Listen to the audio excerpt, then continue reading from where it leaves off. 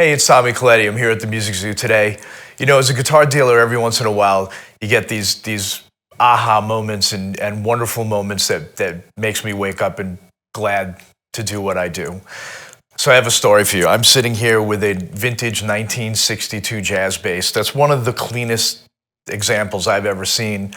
And it came to us in a really funny way, and it's up for sale right now at the Music Zoo. For years, my wife and I and my daughter live in Huntington, Long Island. And for years, I've been going to the same dentist in Queens where I grew up as a kid. My same dentist from when I was a child, still going to him.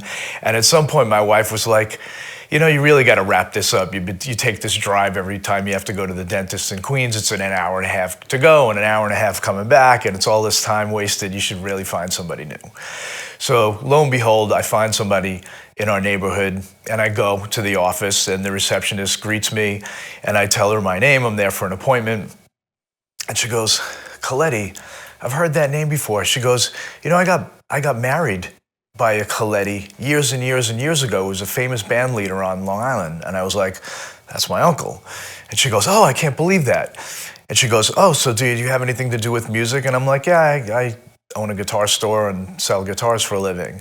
She's like, that's really interesting, because my husband and I have my uncle's bass. It's a Fender bass, and it's been sitting under our bed for about 30 years. And before that, it sat under my mother-in-law's bed for another 30 years before that. It was an uncle's bass, and he had passed away in the early 70s.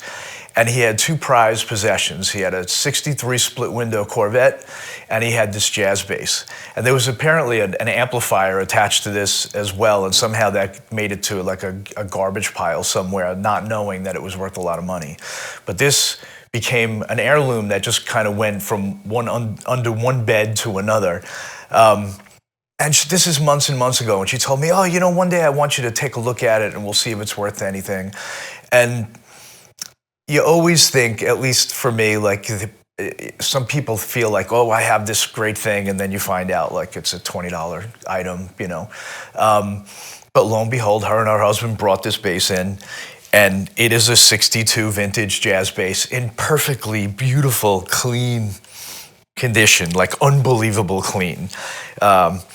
I took the neck off. We have pictures of the neck. I opened the control cavity. I was the first person in there in 62 years.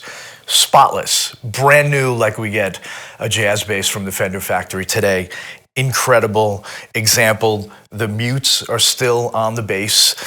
The flat wound strings are still on it. I don't believe this is the original set of flats, but these flats have probably been on the bass for probably close to 60 years. It's a wonderful example of a jazz bass. If you collect jazz basses or you're a bass player, should be in your wheelhouse. It sounds wonderful. It feels wonderful. It's the cleanest one I've ever seen. And it's a wonderful story to boot, and they're really nice people that own this. So this is available right now on our website. You could also come down to the showroom and check it out. If you have anything under your bed that's hiding for some family heirloom, we'd like to see it. Bring it down. Thanks so much for watching.